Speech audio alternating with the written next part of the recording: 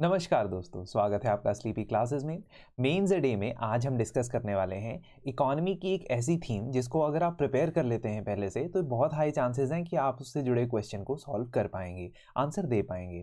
Question है, what were the factors responsible for the successful implementation of land reforms in some parts of the country, elaborate. Now the question is about land reforms, और land reforms अपने आप में एक topic है जो general studies paper 3 के अंदर आपसे पूछा जा सकता है।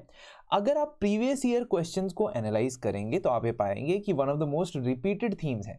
ये वाला जो सवाल है 2024 के मेंस में पूछा गया, उससे पहले 2023 में भी लैंड रिफॉर्म्स के ऑब्जेक्टिव्स और क्या मेजर्स लिए गए इसके बारे में सवाल पूछा गया।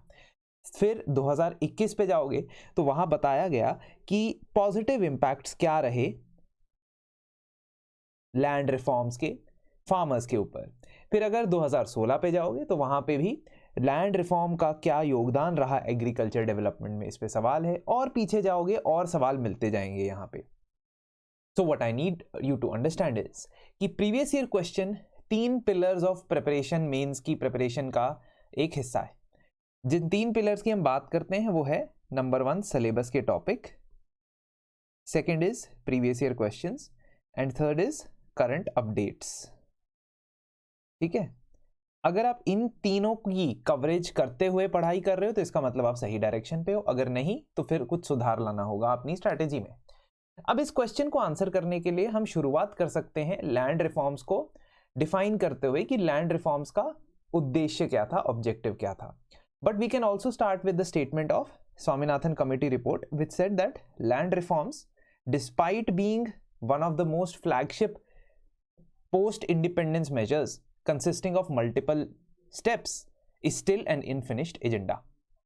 यहां से हम स्टार्ट करेंगे और उसके बाद हम ये एक फ्लो चार्ट के माध्यम से बता सकते हैं कि हम लैंड रिफॉर्म्स के अंदर किस प्रोसेस की बात कर रहे हैं। बेसिकली हम 3 प्रोसेसेस या 3 स्टेप प्रोसेस की बात करते हैं। नंबर 1 इज जमींदारी या इंटरमीडिएरीज को अबॉलिश कर देना।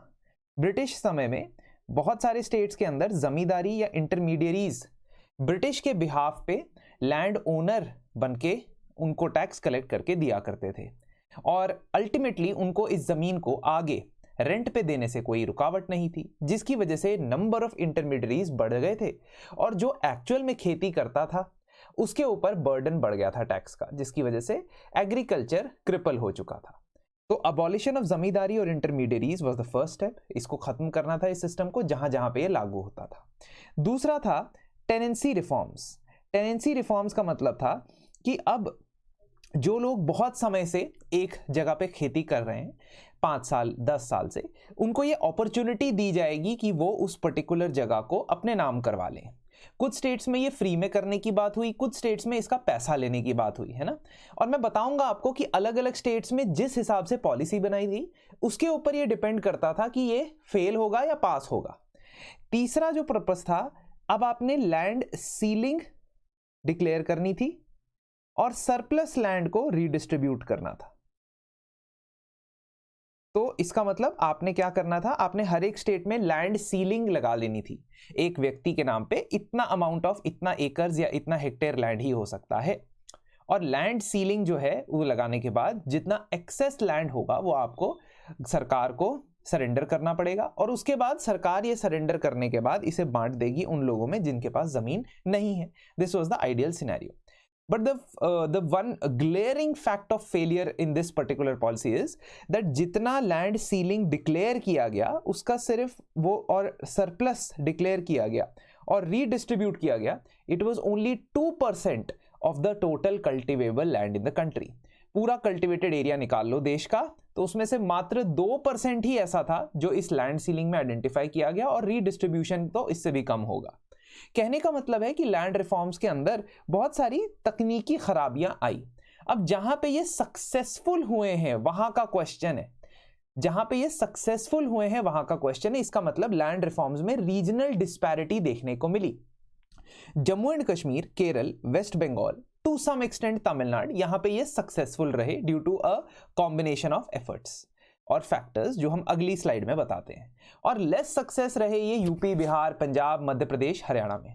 देखो, एक तो आपको ये समझना होगा कि जहां पे जमींदारी सिस्टम बहुत डीपली एंट्रेंच्ड था समाज के अंदर, वहां पे मुश्किल है इसको इंप्लीमेंट करना। जैसे यूपी बिहार के अंदर it was difficult, but same way आप कह सकते हो, यू कुड आर्ग्यू कि बंगाल में भी तो था ऐसा, तो बंगाल में कैसे ये सक्सेसफुल हुए ये तीनों steps. So you have to remember ये तीनों स्टेप्स जो है स्टेट गवर्नमेंट और सेंट्रल गवर्नमेंट दोनों मिलके उठाएंगे तभी ये सक्सेसफुल हो सकते हैं, क्योंकि लैंड अल्टीमेटली स्टेट सब्जेक्ट है, एग्रीकल्चर भी एक स्टेट सब्जेक्ट है। अब रीजंस फॉर सक्सेस क्या थे उन स्टेट गवर्नमेंट में जहां पे सक्सेसफुल हुआ? कहां कहां पे बात कर रहे हैं हम? जम्मू एंड कश्मीर की बात कर रहे हैं, केरल की बात कर रहे हैं, वेस्ट बंगाल की बात कर रहे हैं। और उसमें भी ऐसा नहीं है कि सक्सेस मतलब 100% सक्सेस अचीव हुआ, रिलेटिव सक्सेस वहां पे ज्यादा बेहतर तरीके से देखी गई।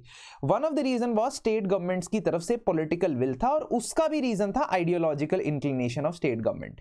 वेस्ट बंगाल में, केरल में कम्युनिस्ट सरकारें आई थी, और कम्युनिस्ट सरकार का प्रोमिनेंट एजेंडा ही होता था कि वो इनकम और वेल्थ को रीडिस्ट्रीब्यूट करे। तो ideological and political will of the state governments was involved. Secondly, peasant mobilization जहां जहां पे हुई है, केरल में, वेस्ट बंगाल में तो इनफैक्ट नक्सलबारी मूवमेंट के बाद से वहां पे पीजेंट मोबिलाइजेशन बहुत ज्यादा भारी तादाद में हुई।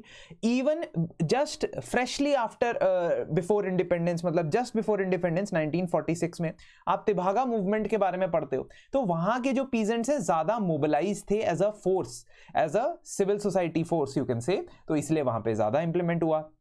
कम्युनिटी लीडर्स जैसे कि विनोबा भावे, इनका योगदान था कुछ स्टेट्स के अंदर इसको सक्सेसफुल बनाने का, जिन्होंने भूदान का कंसेप्ट दिया। एडमिनिस्ट्रेटिव मशीनरी कुछ स्टेट्स में सशक्त थी, करप्शन कम था, और उनका फोकस ये था। तो जैसे तमिलनाडु की आप एग्जांपल दे सकते हो कि तमिलनाडु की एडमिनिस्ट्रेटिव मशीनरी ने इंश्योर किया कि वो टारगेट बेस्ड डिलीवर करे ये तीन चीजों को, है ना।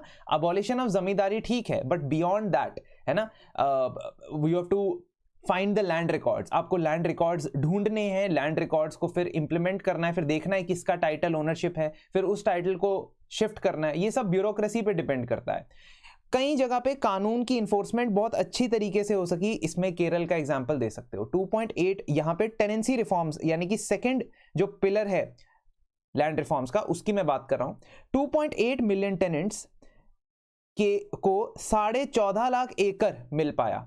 और जो टेनेंसी है, टेनेंसी मतलब है कि रेंट देके जो लोग खेती करते थे, उसका परसेंटेज इतना कम हो गया कि 13% से 1.4% पे आ गया, ठीक है। और अल्टीमेटली इन स्टेट्स के हाई कोर्ट्स या जो डिस्ट्रिक्ट या लोकल जुडिशरी थी, उसने भी समर्थन दिया होगा, सपोर्ट दिया होगा in the terms of land reforms, है ना। तो इन स्टेट्स के अंदर ये सारी चीजें, ये सारे फैक्टर्स एक साथ मिलकर आए। इसमें हिस्टोरिकल फैक्टर भी डाल सकते हो। Why historical factor? Because even pre independence era में यहाँ पे जो एंटी ब्रिटिश स्ट्रगल था या एंटी कॉलोनियल स्ट्रगल था, it was based on this particular aspects only. लेकिन कुछ जगहों पे ये फेल हुआ। पंजाब हरियाणा में तो सिंपल सी बात है, फेल होना ही था, क्योंकि ग्रीन रेवोल्यूशन आने के बाद इंसेंटिव था कि लार्ज लैंड होल्डिंग्स आपकी हो, है ना। आपकी जितनी ज्यादा लैंड होल्डिंग्स होंगी उतना स्केल ऑफ प्रोडक्शन बढ़ जाएगा, क्योंकि आप इनपुट्स बहुत ज्यादा महंगे डाल रहे हो या बहुत ज्यादा हाई यील्ड क्रॉप्स के लिए काम कर रहे हो। तो इसमें क्या होता था, अगर कोई व्यक्ति जो है शेयर क्रॉपर को या लैंडलेस लेबरर को जमीन मिल भी जाती थी, दोबारा उसे लीज पे ले लेते थे बड़े बड़े जमींदार, ताकि वो पूरी जमीन जो है उस पर खेती वो कर सके। हाँ, एक्चुअल कल्टीवेशन वही लोग कर रहे हैं, जमीन जो बड़े किसान है वो एक्चुअल कल्टीवेशन नहीं कर रहे हैं, बट वो जमीन उन्होंने अपने नाम करवा ली है, लीज पे वापस ले ली है, ताकि वहां का जो प्रोड्यूस है उसके ऊपर अधिकार उनका हो जाए।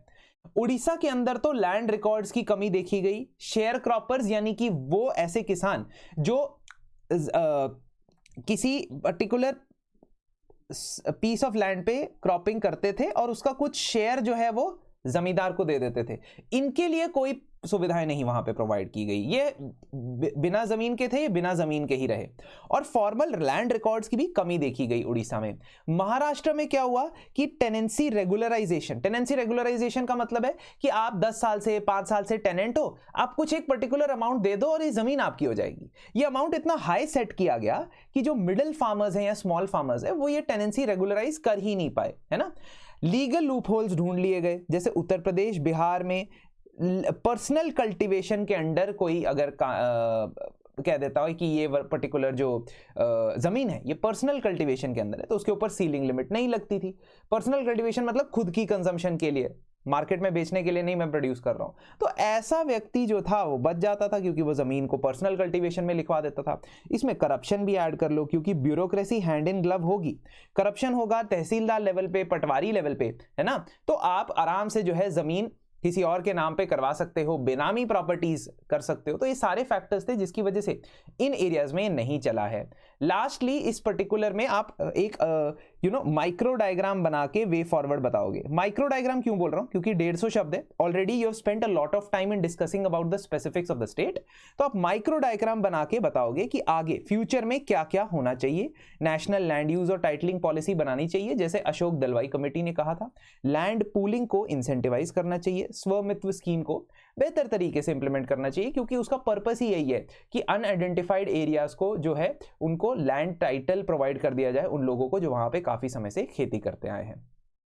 तो this is how you to approach this question. देखो हमारा क्या सिनेरियो जो है, हर दिन हम मंडे टू थर्सडे मिलते ही आपसे एक क्वेश्चन डिस्कस करने के लिए, लेकिन उसके अलावा we are also running a batch which is for completely mains oriented, mains mentorship. यहाँ पे आपको हर दिन 2 क्वेश्चन दिए जाएंगे, इन 2 क्वेश्चंस के आपको जवाब देने हैं, साथ ही साथ आपके आंसर्स इवैल्यूएट भी होंगे और 1-on-1 डिस्कशन भी मैं कंडक्ट करूंगा with all the students to monitor their progress, है ना। तो मैं उनका टाइम देखूंगा कितना लग रहा है, उनको मार्क्स कितने आ रहे हैं, कैसे इंप्रूव करना है, सारी चीज़ें 1-on-1 सेशंस के अंदर हम डिस्कस करते हैं। इफ़ इंटरेस्टेड आप एनरोल कर सकते हैं। बाकी ऐसे और क्वेश्चंस के लिए, प्रीवियस ईयर क्वेश्चंस की डिस्कशन के लिए आप हमें जो है फॉलो कर सकते हैं, and you can watch the videos of mains a day every Monday to Thursday.